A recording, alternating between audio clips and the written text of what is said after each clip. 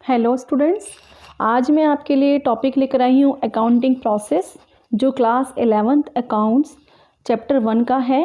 ठीक है, बहुत ही इम्पॉर्टेंट पार्ट है बेटा, राइट। इसमें हमने जो प्रीवियस वीडियो में किया था ना, अकाउंटिंग के फीचर्स या कैरेक्टरिस्टिक्स किए थे, वो इसी से थोड़े से सिमिलर होते हैं। बट बेटा जो हमारा अकाउंटिंग प्रोसेस होता है, अकाउंटिंग प्रोसेस मतलब जो हम अकाउंटिंग रिकॉर्ड्स मेंटेन करते हैं ना, जैसे हम बैलेंस शीट बनाते हैं, ट्रेडिंग अकाउंट बनाते हैं, या हम कोई भी फाइनेंशियल स्टेटमेंट तैयार करते हैं, वो एक प्रोसेस से होकर चलता है। ठीक है बेटा, तो हमें उसी प्रोसेस को बड़े ध्यान से समझना है कि सबसे पहले हम क्या काम करते हैं जब हम अपने फाइनेंशियल अकाउंट्स या फाइनेंशियल स्टेटमेंट मेंटेन करते हैं, राइट।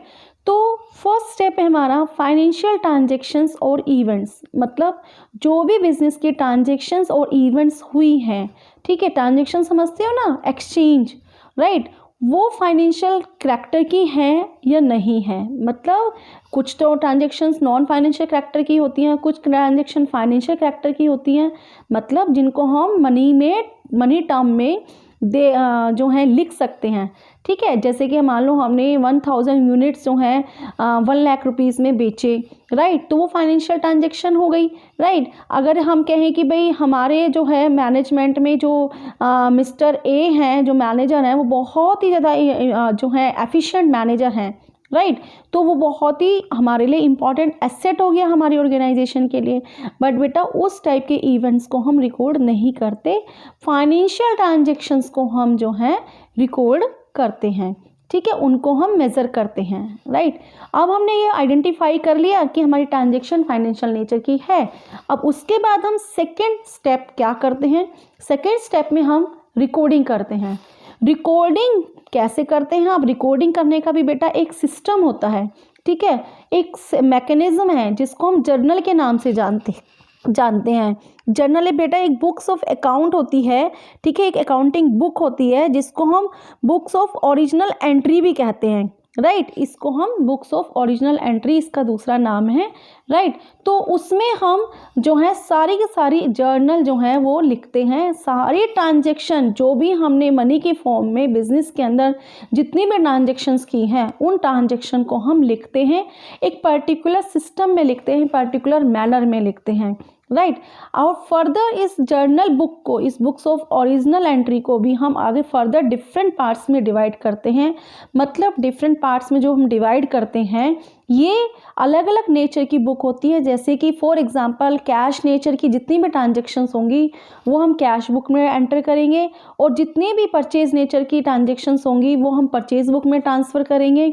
जितनी भी सेल्स नेचर की जो है ट्रांजैक्शंस होंगी वो हम सेल्स बुक में एंटर करेंगे। जितनी भी हमारी परचेज रिटर्न के ट्रांजैक्शंस होंगी वो हम परचेज रिटर्न बुक में करेंगे, एंड सो ऑन। ठीक है, मतलब क्या है कि जो भी हमारे नेचर की ट्रांजैक्शंस हैं, चाहे परचेज नेचर की है, सेल्स नेचर की है, कैश नेचर की है, परचेज रिटर्न की है, सेल्स रिटर्न की है, इवन बिल्स पेबल है या बिल्स रिसीवेबल है, बेटा ये भी एक ट्रांजैक्शंस होते हैं जिसमें हम किसी को बिल लिख कर देते हैं या हम किसी से बिल रिसीव करते हैं। तो वो सारे ट्रांजैक्शंस हम पर्टिकुलर बुक्स में करते हैं। और जो इनसे कोई बाहर कोई और ट्रांजैक्शन होती है, उस ट्रांजैक्शन को हम एक जर्नल प्रॉपर में करते हैं, राइट बेटा। तो एक पर्टिकुलर सिस्टम होता है जो भी ट्रांजैक्शन है उनको जर्नल में रिकॉर्ड करने के लिए, और जर्नल को हम क्या बोलते हैं, बुक्स ऑफ ओरिजिनल एंट्री भी कहते हैं। बेटा आपके एमसीक्यू में बहुत काम आने वाला पॉइंट है ये, राइट। आपके जो एमसीक्यू क्वेश्चंस होते हैं उनमें बहुत ही इंपॉर्टेंट ये पार्ट पूछ लिया जाता है। ठीक है, ओके बेटा, अब हमने रिकॉर्डिंग भी कर ली है। रिकॉर्डिंग के बाद हम करते हैं next step classifying, right. Classifications करते हैं। मतलब क्लासिफिकेशन का मतलब क्या है कि जितने भी ट्रांजैक्शंस हैं ना, उन ट्रांजैक्शन की हम ग्रुपिंग करेंगे, राइट। जितने भी ट्रांजैक्शंस हैं, जितनी भी हमने एंट्री की हैं, एक ही पर्टिकुलर नेचर की जितने भी ट्रांजैक्शन होंगी उन सब को हम जो है क्लासीफाइंग करेंगे। क्लासीफाइंग का मतलब फिर से बता देती हूँ, हम ट्रांजैक्शन और एंट्रीज की ग्रुपिंग करते हैं, राइट। हम ट्रांजेक्शन और या एंट्रीज की क्या करते हैं, ग्रुपिंग करते हैं, राइट। तो अब जो हमने जर्नल में ट्रांजेक्शन्स की थी ना, उन सबकी हम क्या करेंगे, ग्रुपिंग करेंगे। लेकिन बेटा ये जो ग्रुपिंग करने का मेथड है, या जो हम क्लासीफाई करते हैं बेटा, एक पर्टिकुलर फिर अगेन एक मैनर में करते हैं, एक सिस्टम में करते हैं, और उस सिस्टम का नाम क्या है, लेजर।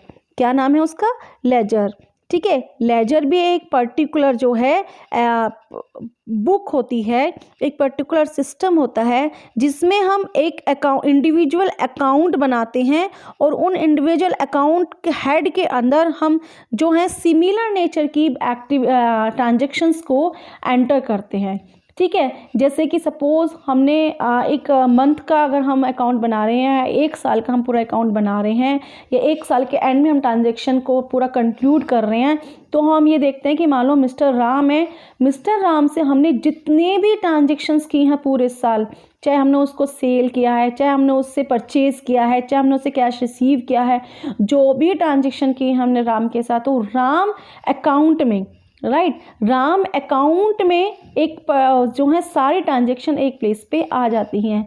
तो जब हम इंडिविजुअल अकाउंट बनाते हैं तो उन इंडिविजुअल अकाउंट को हम लेजर बोलते हैं, और लेजर सिस्टम के अंडर वो हमारी ट्रांजेक्शन्स होती हैं। नेक्स्ट स्टेप आ जाता है बेटा हमारा समराइजिंग। समराइजिंग में का मतलब क्या होता है, समराइज करना। समराइज मतलब पूरा कंक्लूड करना, राइट। समराइज का मतलब क्या होता है कि जो हमारा डाटा है, क्लासिफाइड डाटा है, उस क्लासिफाइड डाटा को एक समराइजिंग में जो है प्रेजेंट करना। बेटा इस तरीके से उस डाटा को, क्लासिफाइड डाटा को प्रेजेंट करना जो हमारे बिजनेस में इंटरेस्ट रखते हैं, जो इंटरनल यूज़र्स हैं या जो एक्सटर्नल यूज़र्स हैं, वो उसको ईजीली समझ सकें। मतलब अंडरस्टैंडेबल फॉर्म में उस डाटा को, जो क्लासीफाइड डाटा हमने प्रीवियस प्रोसेस में किया था, प्रीवियस स्टेप में किया था, जो क्लासीफाई में किया था, उसको समराइज करना, राइट। और अंडरस्टैंडेबल फॉर्म में समराइज करना। अगेन बेटा समराइज करने का भी अकाउंट्स में एक मेथड होता है, ठीक है। अलग अलग फॉर्म में हम फाइनेंशियल स्टेटमेंट प्रिपेयर करते हैं, जैसे ट्रायल बैलेंस बनाते हैं, ट्रेडिंग एंड P&L अकाउंट बनाते हैं, और बैलेंस शीट प्रिपेयर करते हैं, राइट। तो ट्रायल बैलेंस क्या होता है, ट्रेडिंग एंड P&L अकाउंट क्या होता है, बैलेंस शीट क्या होती है, ये आगे हम फर्दर डिटेल में समझेंगे, ठीक है। Means these are the financial statement. Financial statement prepare करते हैं so that these statements are understandable.